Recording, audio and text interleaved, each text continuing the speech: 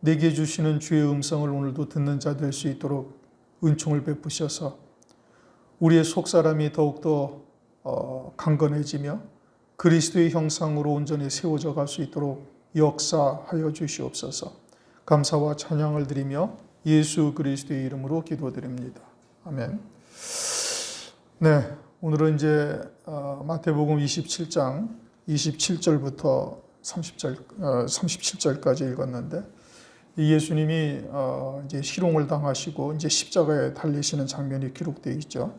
27절, 이에 총독의 군병들이 예수를 데리고 관정 안으로 들어가서 온 군대를 그에게로 모으고 그의 옷을 벗기고 홍포를 입히며 가시면류관을 엮어 그 머리에 씌우고 갈대를 그 오른손에 들리고 그 앞에 무릎을 꿇고 희롱하여 가로되 유대인의 왕이여 평안할지어다 하며 그에게 침 뱉고 갈대를 빼앗아 그의 머리를 치더라. 11절에 보면은 빌라도가 네가 유대인의 왕이냐, 예수께서 대답하시되 네 말이 옳도다. 유대인의 왕이라고 말씀하신 것이죠. 이제 그러니까 이제 유대인의 왕이라고 하니까 이제 그에 대한 이제 조롱을 하는 겁니다. 군사들이 예수님에게 홍포를 입혔다라는 것은 왕들의 입는 옷을 입힌 거예요. 이제 비슷한 색깔의 옷을 입힌 것이죠. 그리고 왕관 대신 이제 가시로 관을 만들어 가지고 가시면류관을 만들어서 씌우고, 또 왕은 이제 홀이라는 것을 가지고 있죠. 왕은 이제 항상 그 이제 조그만 지팡이 같은 이제 권세를 이제 나타내는 왕의 홀이 있는 겁니다. 그런데 이제 그 홀 대신에 갈대를 쥐어주고, 이제 그러면서 그 앞에서 유대인의 왕이여 평안할지어다라고 하면서 이제 조롱하고 있죠. 그런 후에 이제 침을 뱉고 갈대를 빼앗아서 머리를 쳤다. 예, 주님에게 대한 어마어마한 수치죠. 하나님이 육신을 입고 오셨는데 인간들에게 이와 같은 수치를 당하신 거예요. 사람이라 할지라도 이러한 수치와 멸시, 이러한 조롱을 견디기가 힘들 터인데, 주님은 이와 같은 수치와 이 멸시, 조롱을 다 그대로 받으신 겁니다. 이사야서 53장을 보면, 이사야서 53장 한번 찾아보세요. 주님이 이 순환을 겪으시는 장면에 대해서 이사야서 53장에 자세하게 기록이 되어 있는데, 한번 읽도록 하겠습니다. 이사야서 53장 2절부터 읽습니다. 이사야서 53장 2절부터 우리 함께 읽습니다. 그는 주 앞에서 자라나기를 연한 순 같고 마른 땅에서 나온 줄기 같아서 고운 모양도 없고 풍채도 없은즉 우리의 보기에 흠모할 만한 아름다운 것이 없도다. 그는 멸시를 받아서 사람에게 실어 버린 바 되었으며 간고를 많이 겪었으며 질고를 아는 자라.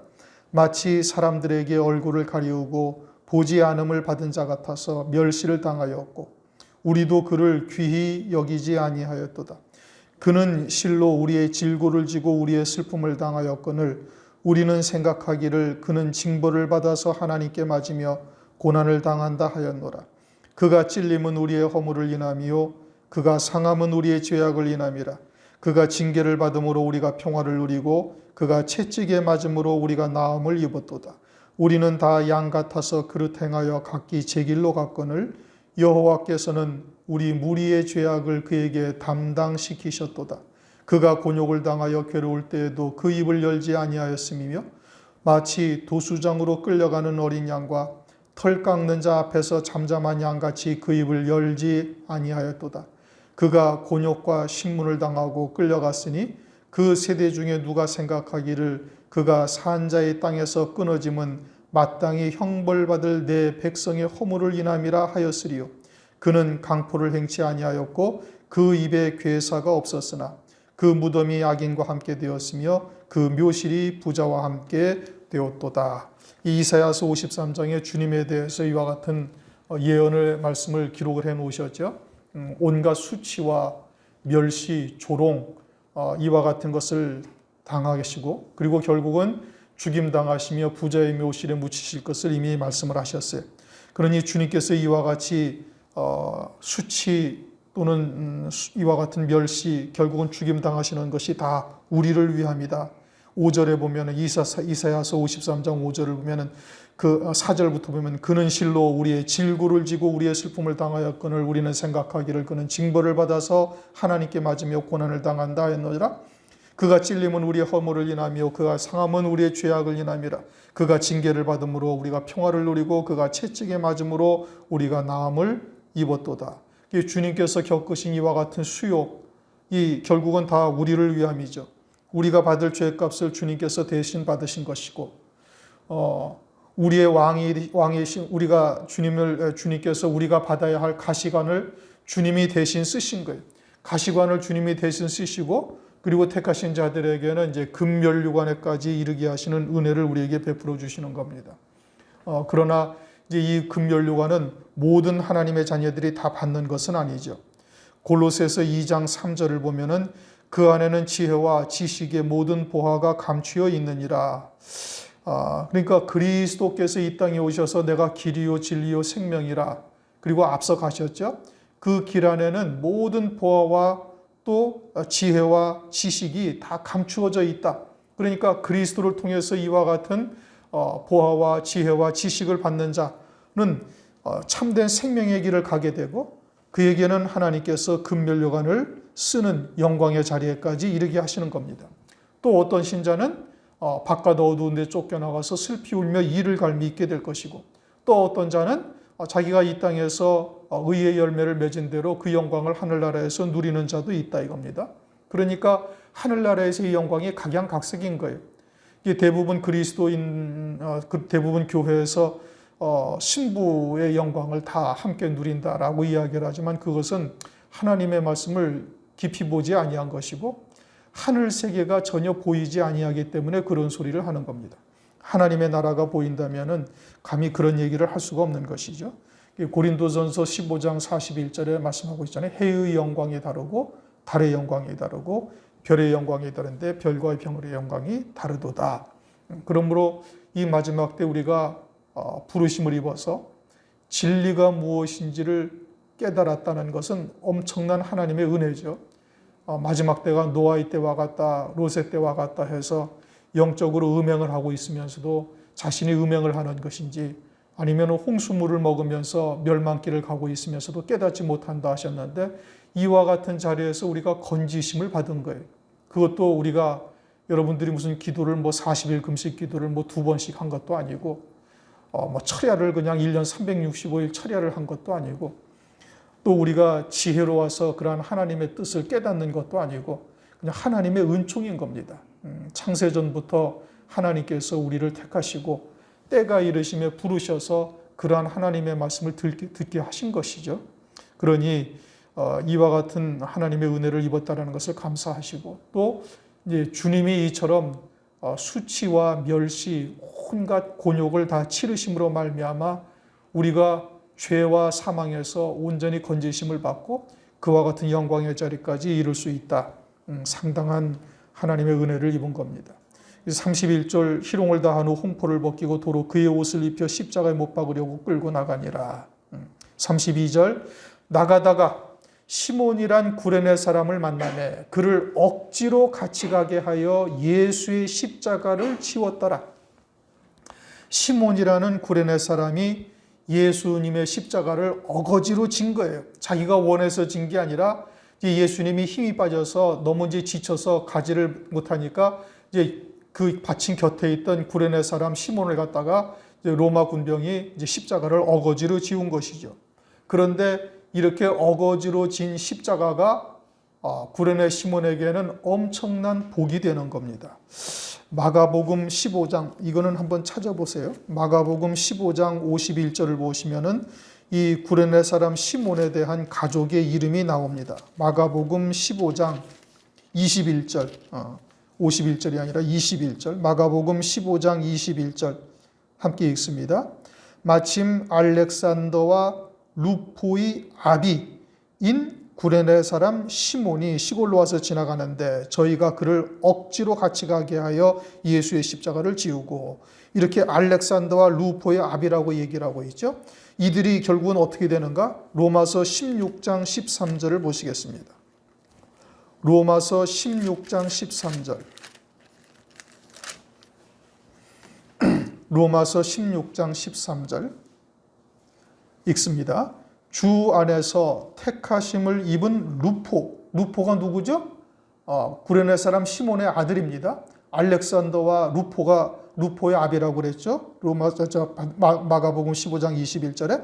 그러니까 주 안에서 택하심을 입은 루포와 그 어머니는 시몬의 아내입니다. 어머니에게 문안하라. 그 어머니는 곧 내 어머니라. 누구의 어머니라고 지금 이야기를 하고 있는 거예요? 사도 바울의. 로마서는 바울이 쓴 겁니다. 이렇게 구레네 사람 시몬의 어머니가 사도 바울은 내 어머니다라고 이야기를 하고 있어요. 그러니까 이 구레네 사람 시몬이 억지로 십자가를 메고 난 이후에 하나님의 은혜가 그들에게 임해가지고 루포가 성경에 그 이름이 기록이 되어져서 영원히 기억될 이름이 될 뿐 아니라 루포의 어머니요 그 구레네 사람 시몬의 아내인 이 여자는 사도 바울이 친히 자기의 어머니라고까지 이야기할 정도로 그 신앙이 아주 대단히 높았던 겁니다. 그러니까 그 아내가 그만큼 신앙이 높은 자가 되어졌으니 십자가를 친히 졌던 구레네 사람 시몬은 어떠하겠어요? 마찬가지로 그와 같은 신앙의 반열에 서게 된 것이죠. 그러니 억지로 진 십자가가 그에게 이와 같이 큰 은혜를 하나님께서 있게 하신 겁니다. 어떤 사람들은 어떤 신학자가 이렇게 주장을 합니다. 구레네 사람 시몬이 주님의 십자가를 메고 가지 아니하였으면 주님이 이 땅에서 담은 한 30분이든 1시간이든 더 오래 사셨을 수가 있었을 텐데 구레네 사람 시몬이 십자가를 지고 빨리 가는 바람에 예수님이 빨리 죽임당하셨다. 그러니 구레네 사람 시몬이 잘못되었다. 악한 자다. 이렇게 해석을 하는 자가 있어요. 이건 성경에 지금 마가복음이나 로마서를 읽어보지 않은 사람인 겁니다.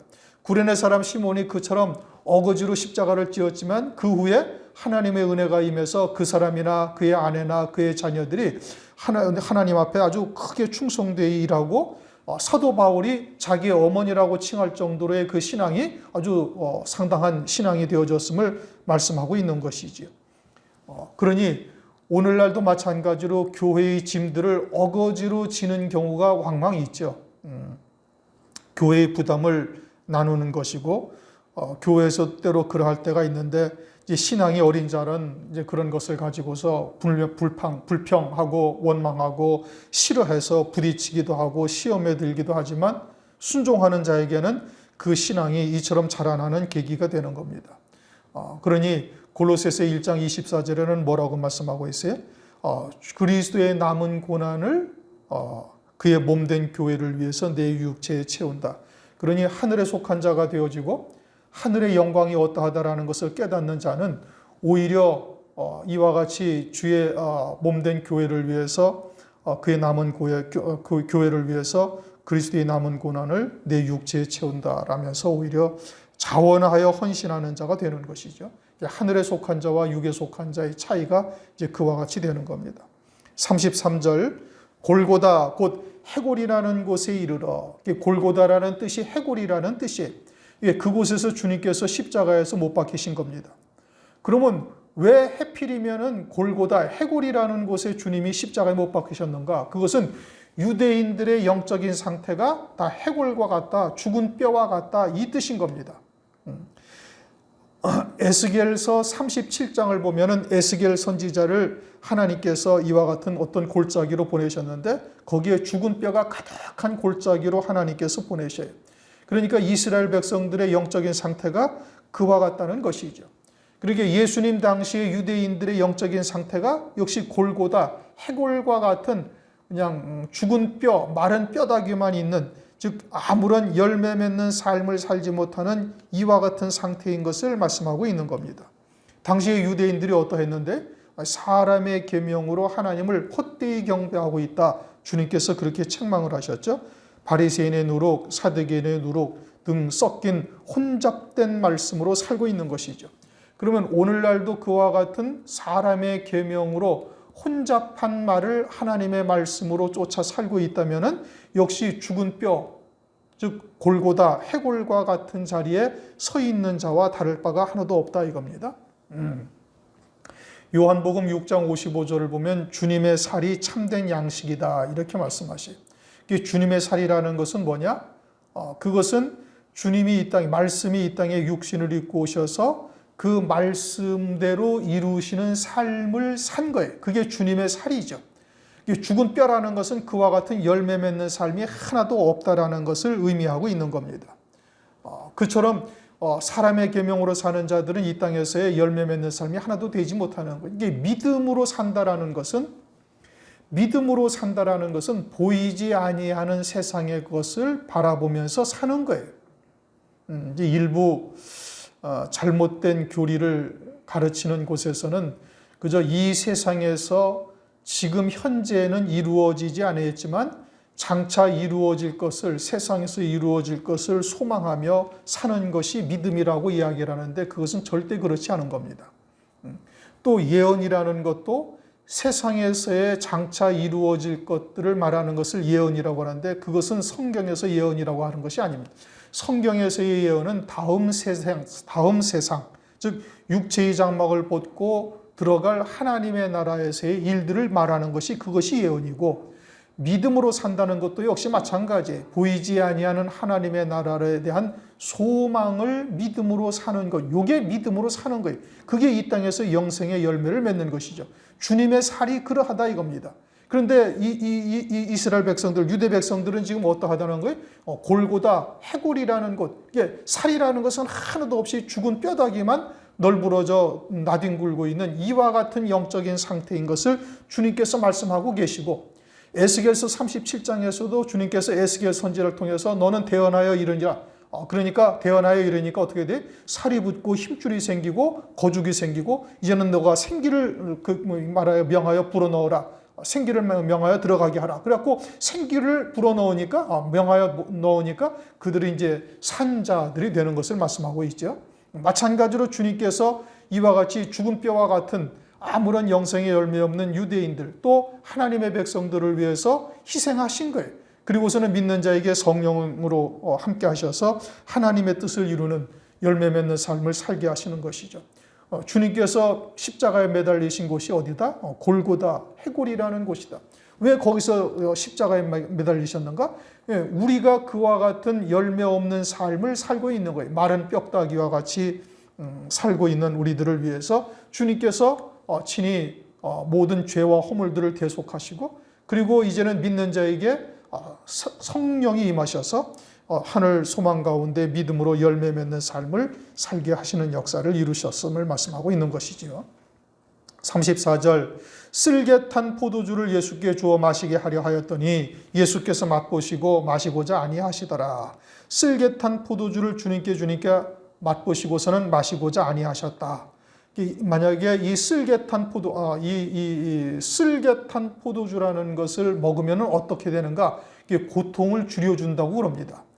그 이제 뭐 성경학자들이 이제 주석 같은데 기록을 해놓은 거 보면 그렇다는 거예요. 쓸개탄 포도주를 먹으면 이제 십자가에서의 그러한 고통이 많이 이제 줄어들 수 있다. 이제 덜 느끼게 한다. 그런데 주님은 어떻게 하셨어요? 아니 마셨다 이겁니다.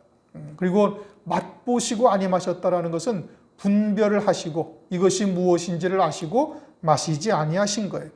그런데 쓸개탄 포도주도 포도주죠. 포도주는 성경에서 곧 말씀을 의미하는 겁니다. 요한복음 2장에 물로 된 포도주가 하나님의 말씀을 말하는 것이고, 계시록 17장 2절의 음행의 포도주도 음행케 하는 변질된 말씀을 말하는 거예요. 그런데 쓸개탄 포도주다. 그럼 어떠한 포도주가 쓸개탄 포도주인가? 그것은 신명기 32장 32절, 그들의 포도나무는 소돔의 포도나무요 고모라 밭의 소산이라. 그들의 포도는 쓸개 포도니 그 송이는 쓰며.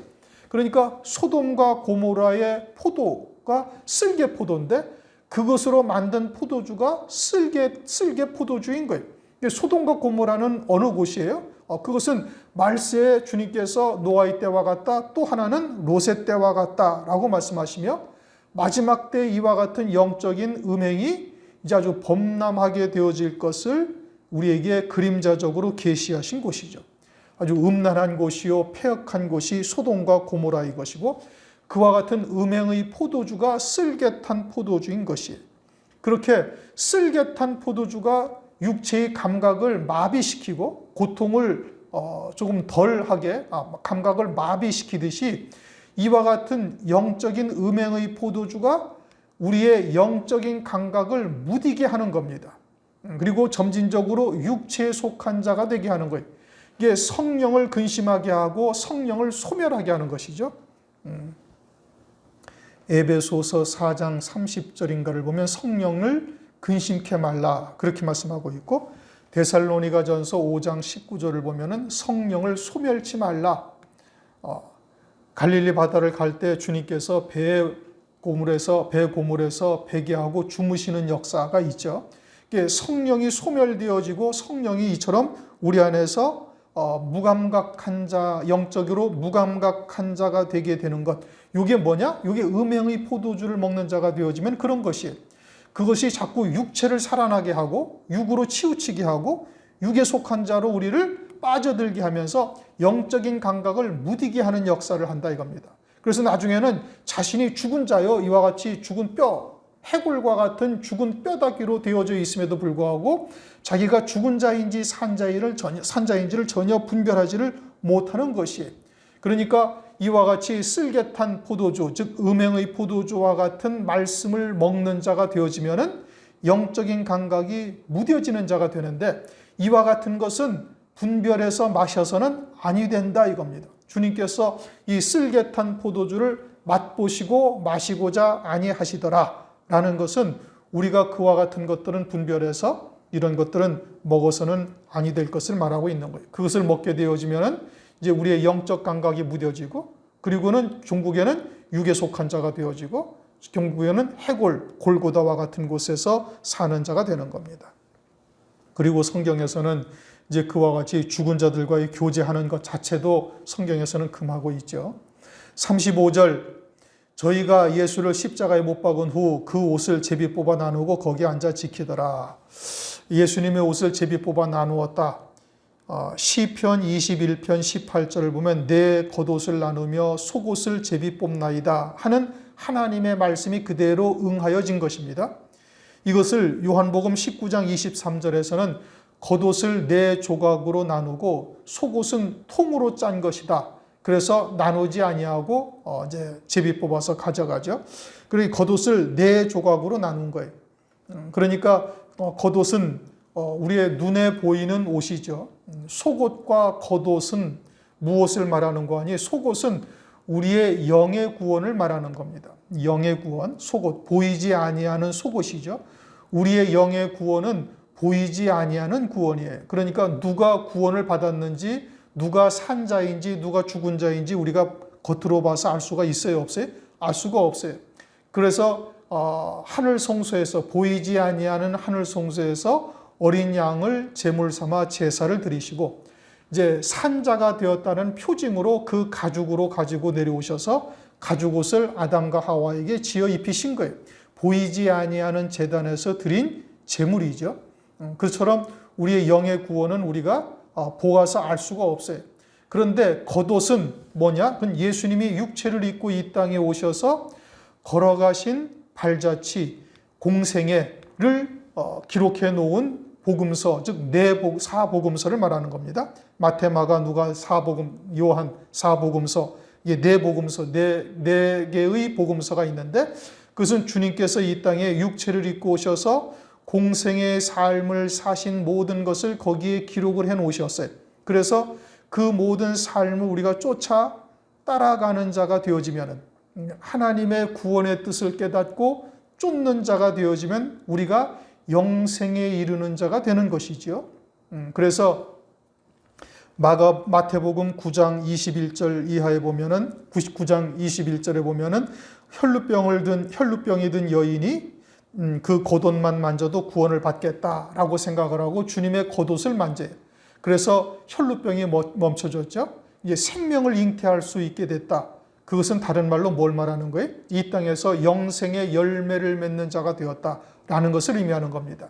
그러니까 겉옷은 주님의 공생의 삶을 기록한 4개 복음서를 의미하는 것이고, 그러한 하나님의 구원의 뜻을 깨닫고 그 주님의 삶을 뒤따라가는 자가 되어지면은 그처럼 영생의 복을 받게 되어질 것을 말씀하고 있는 거예요. 그러므로 성경은 우리에게 무엇을 말씀하시는가 하니, 로마서 13장 14절 오직 주 예수 그리스도로 옷 입고 정욕을 위하여 육신의 일을 도모하지 말라라고 말씀하고 있어요. 예수 그리스도로 옷 입으라는 것은 그리스도께서 걸어가신 그 길을, 그 좁고 협착한 길을 그대로 쫓는 자가 되어져야 할 것을 말씀하고 있어요. 그러면은 의의 옷, 종국에는 흰옷, 이제 신부의 옷까지 입게 되어질 것을 말씀하고 있는 것이죠. 그래서 로마서 13장 14절에 주 예수 그리스도 옷 입고 정욕을 위하여 육신의 일을 도모하지 말라. 이렇게 육신적인 행위로 주님을 쫓아서는 아니 되는 것이고, 그것은 바리새적 신앙이요 사두개적 신앙이죠. 행위적인 것을 쫓는 것이 아니라 주님께서 이루신 그 길이요 진리요 생명 되시는 참뜻이 무엇인지를 깨닫고 그 뒤를 쫓는 자가 되어야 되는 것이, 그것이 예수 그리스도로 옷 입는 것이고 정욕을 위하여 육신의 일을 도모하지 아니하는 자가 되는 것이죠. 그렇게 되어지면 결국에는 그리스도와 같은 흰 옷을 입은 자, 신부의 옷을 입는 자가 되어질 것을 말씀하고 있는 겁니다. 37절 그 머리 위에 이는 유대인의 왕 예수라 쓴 죄패를 붙였더라. 유대인의 왕이시죠. 참 왕이 되시는 겁니다. 그런데 혈육의 유대인들은 예수님을 왕으로 모시질 않아요. 그러면 그들에게 왕이 아니신가요? 아니요. 그들에게도 왕이 되시는 겁니다.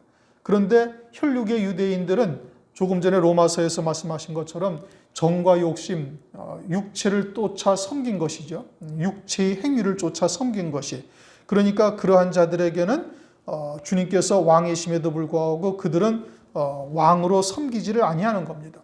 마찬가지로 오늘날도 육에 속하여 신앙생활을 하는 자, 육으로 사는 자, 예수와 함께 옛사람을 십자가에 못 박아야 되는데 그렇게 하지 아니하고 여전히 육체를 통해서 신앙생활을 하고 있는 자들이 되어지면은, 그러면은 이들처럼 예수님을 자신들은 왕이라고 또는 예수님을 메시아라고 말은 하고 있을지 모르지만 그들에게는 메시아가 되지 아니하신다라는 뜻인 겁니다.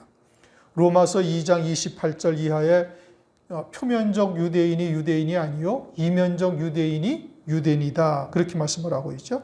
이게 영적인 유대인이요 이면적 유대인의 왕이 되시는 겁니다. 그러나 육신적인 유대인들에게는 왕이 되지 아니한 거예요. 마태복음 22장 32절에도 하나님은 산자의 하나님이라고 말씀하고 있잖아요. 산자의 하나님. 히브리서 8장 10절에도 그날 후에 내가 내 법을 저희 생각에 두고 저희 마음에 기록하리라. 그러면서 나는 그들의 하나님이 되고 그들은 나의 백성이 되리라. 그러니까 하나님의 말씀, 문자적인 말씀을 가지고 있다 할지라도 그것을 육신적인 생각 또는 사람의 생각으로 하나님의 말씀을 해석을 하고 쫓고 있는 자들에게는 그들에게는 하나님이 되시는 것이 아니다, 이런 겁니다. 산자라는 것을 우리가 여러 차례 상고를 했죠. 산자라는 것은 우선 그리스도의 이름으로 세례를 받아서 그리스도 안에 있는 새 생명으로 사는 자여야 되는 것이고, 다만 내 말이 영이요 생명이라 요한복음 6장 63절에 말씀하셨죠.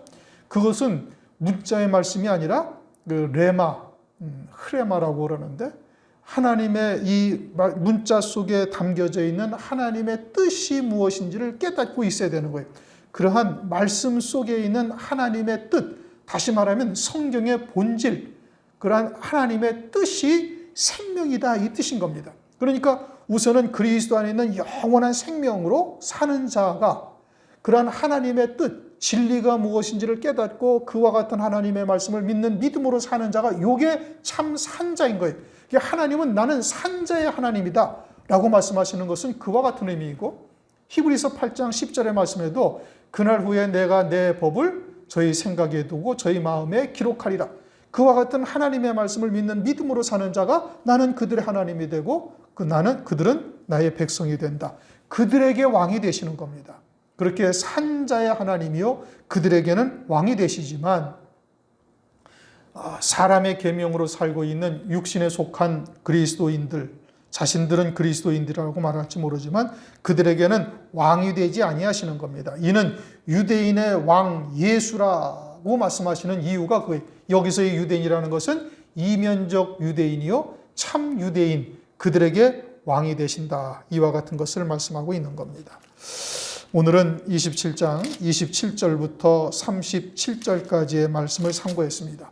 예수님 받으신 모든 수치와 조롱, 또 심지어 죽임당하시는 모든 것은 다 우리의 죄악 때문에 임함이고, 특히 예수님이 가시관을 쓰신 것은 우리가 써야 할 관을 주님이 대신 쓰시고, 우리에게는 하늘나라에서 최고의 면류관인 금면류관에까지 이룰 수 있도록 하나님께서 우리에게 은혜를 베풀어 주시는 겁니다.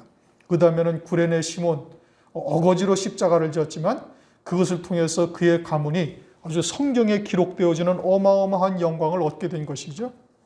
우리가 그와 같은 하나님의 이와 같은 생명의 법을 깨닫는 자는 이제 그리스도의 남은 고난을 자원해서 자기의 몸에 이제 채우는 자가 되어지는 겁니다. 주님이 해골이라는 곳에 십자가 위에 달리셨는데 그 이유는 유대인들이 그와 같이 마른 뼈다귀, 죽은 뼈다귀와 같은 삶을 살고 있음을 말하는 거예요. 하나도 영생의 열매 맺는 삶이 되고 있지 못하는 것을 말하고 있는 겁니다. 오늘날도 마찬가지죠. 오늘날도 쓸개 포도주를 먹고 있는 자 역시 마찬가지인 것을 우리에게 계시해 주고 있는 겁니다. 그리스도를 믿고 참된 신앙생활을 하는 자, 즉 산자로서 사는 자가 아니면 이와 같은 영생의 열매를 맺지 못하고 있음을 말씀하고 있는 것이고, 주님께서 걸어가신 그 모든 삶이 우리의 영생에 이르는 길을 우리에게 제시하고 있는 겁니다. 그 행위적인 뒤를 쫓는 삶은 되지 아니하는 것이고 온전한 믿음의 삶이 되어야 되는 겁니다. 그들에게만 주님이 참 왕이 되신다, 이걸 말씀하고 있는 겁니다. 오늘날 교회들이 다 예수님은 우리의 왕이라고 이야기를 하지만 정말 왕이 되시는 왕으로서 섬기고 있는 자들은 그렇게 많지가 아니함을 예수님 당시에 유대인들을 통해서 우리에게 계시해 주고 있습니다. 기도하시겠습니다. 하나님 아버지, 감사합니다. 오늘도 마태복음 27장의 말씀을 통해서 주님이 우리를 위하여 이와 같은 온갖 수치와 멸시와 가시면류관을 쓰시면 하늘에서 영광된 자리에 우리를 앉히시기 위함임을 다시 한번 감사드리며, 이와 같은 것이 우리의 의지나 또는 노력이나 우리의 지혜로 되는 것이 아니라 오직 창세전부터 예비하신 하나님의 은총으로 말미암아 이루어지는 것임을 깨닫고 다시 한번 감사를 드립니다. 때로는 우리가 주님의 일을 감당하며 육신적인 것들을 생각하며 회피할 때가 들어 있었지만, 구레네 시몬을 통해서 자원하여 쫓는 자들이 어거지로 쫓는다 할지라도 이처럼 큰 영광을 얻게 되는데, 자원하는 중심이 얼마나 큰 영광인지를 다시 한번 깨달아 싸운즉 기꺼이 헌신하는 자 될 수 있도록 은혜를 베풀어 주시옵소서. 또한 이 마지막 때 쓸개 탄 포도주가 무엇인지를 우리가 분별하고 마시지 아니하는 자, 또 죽은 자와도 함께 교제하지 않은 자 될 뿐 아니라 더 나아가서 참 왕이 되신 그리스도 앞에 온전한 믿음의 삶이 될 수 있도록 은혜 위에 은혜를 더하여 주시옵소서. 예수 그리스도의 이름으로 감사하며 기도드리옵나이다. 아멘.